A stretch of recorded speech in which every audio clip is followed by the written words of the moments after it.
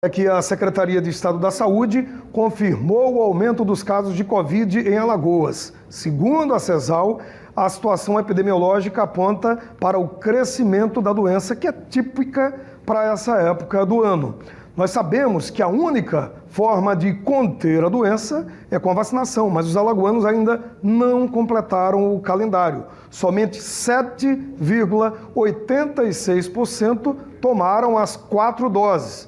Sobre esse assunto, eu converso agora com a médica infectologista Luciana Pacheco no quadro Explica Pra Gente.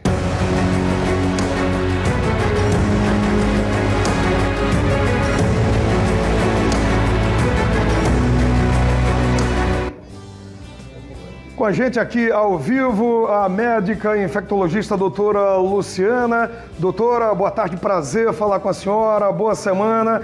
E de volta, com esse assunto que há no mínimo há 3 anos a gente fala sempre, que é Covid, a relação dela com a vacina e a relação com a forma menos grave da doença, e infelizmente a gente vê números assim voltando a subir, mas nada que nos assuste. Mas claro, acende de novo lá o sinal de alerta, né, doutora? Boa tarde, bem-vinda. Boa tarde, Douglas. Boa tarde a todos os telespectadores. É verdade, Douglas. Novamente a gente vem aqui falar sobre a Covid e os números, tanto em Alagoas como no resto do Brasil, vem aumentando nessa época. Mais ou menos a gente tem alguns gráficos falando que essas ondas, esses aumentos de casos, acontecem aí em torno de 6 meses. Então a gente tem em junho, em dezembro.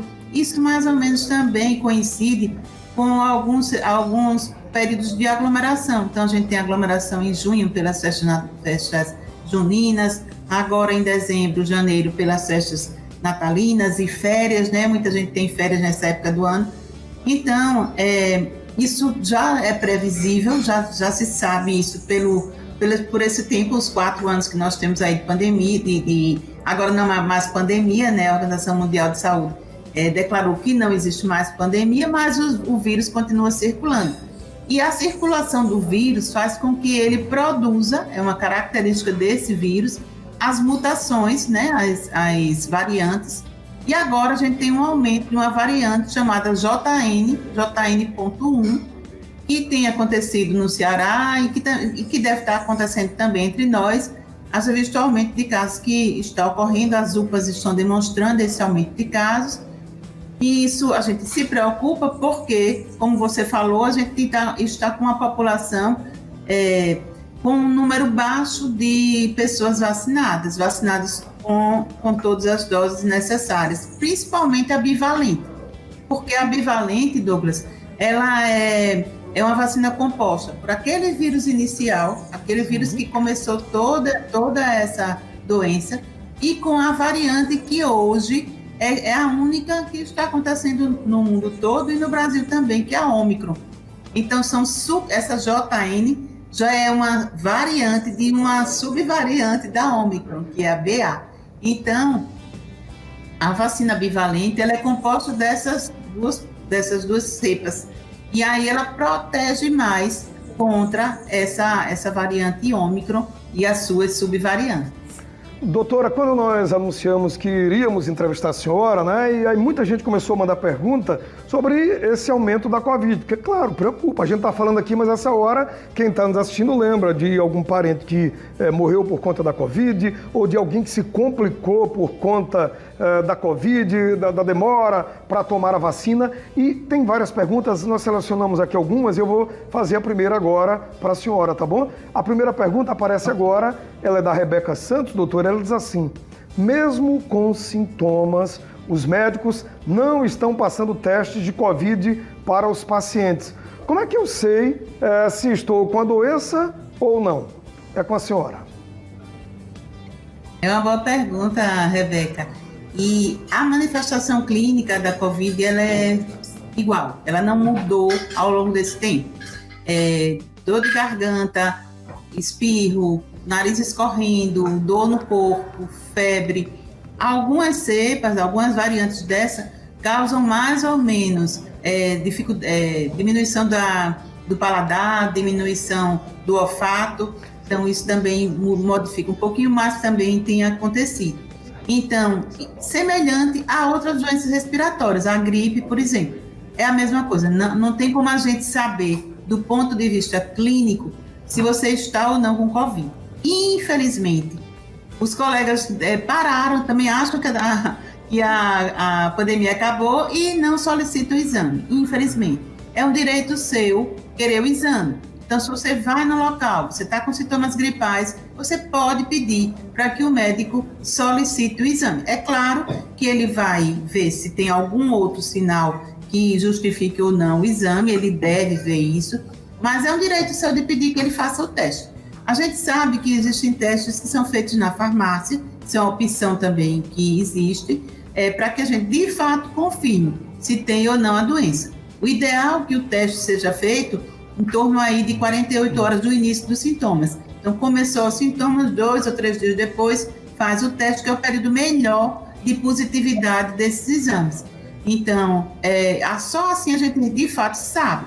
Por isso a gente acha que existe, Douglas, uma subnotificação muito grande, ou seja, tem muito mais casos do que, de fato, aparecem, né, para a Secretaria de Saúde, aparecem os números aí pelo pessoal da vigilância que faz esse acompanhamento, porque as pessoas não, como a Rebeca disse, não estão sendo testadas adequadamente.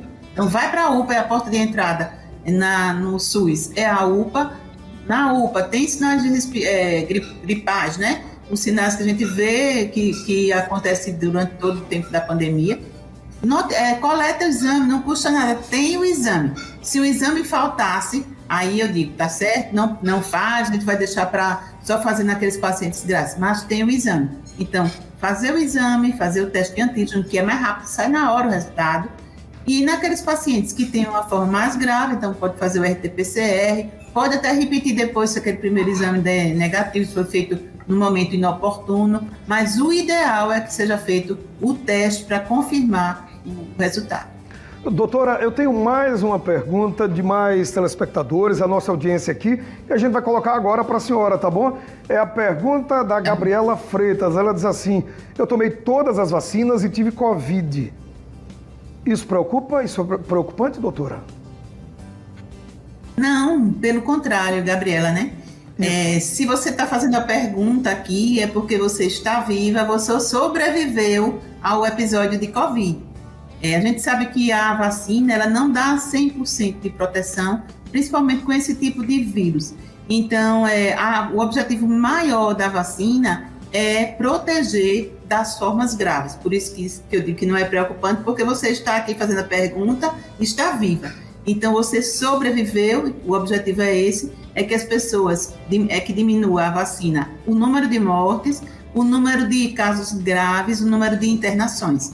Principalmente é esse o objetivo, mas tem um estudo bem recente mostrando que as pessoas que tomaram todas as doses, e principalmente as pessoas que tomaram a bivalente, há uma redução de chance de se infectar com o vírus. Então, além de se proteger contra a forma grave, o estudo mostrou que reduz a contaminação, a chance da pessoa pegar a doença, e também reduz a Covid longa, que é essa Covid que causa tantas complicações neurológicas, cardiológicas, depois que a pessoa teve a doença. Então, o segredo é vacinar, e vacinar completamente. Tanto que o Ministério da Saúde, Douglas, agora no dia 5 de dezembro, soltou uma nota técnica orientando que idosos acima de 60 anos e imunossuprimidos acima de 12 anos, que tenham tomado a bivalente há mais de 6 meses, tomem uma segunda dose da bivalente. Tá ok. Doutora, muito obrigado, abraço para a senhora, a todo mundo que participou, mandando perguntas. Tem muita coisa, mas o tempo não dá. Um beijo, boa semana, até a próxima, doutora. Até mais, tá? Um grande abraço. Até a próxima. Todos se protejam, né, nos ambientes fechados e tomem vacina. Não custa nada, é grátis. Valeu. Obrigado, doutora. Abraço, tudo de bom. Esse foi mais um Explica Pra Gente aqui no nosso Fique Alerta.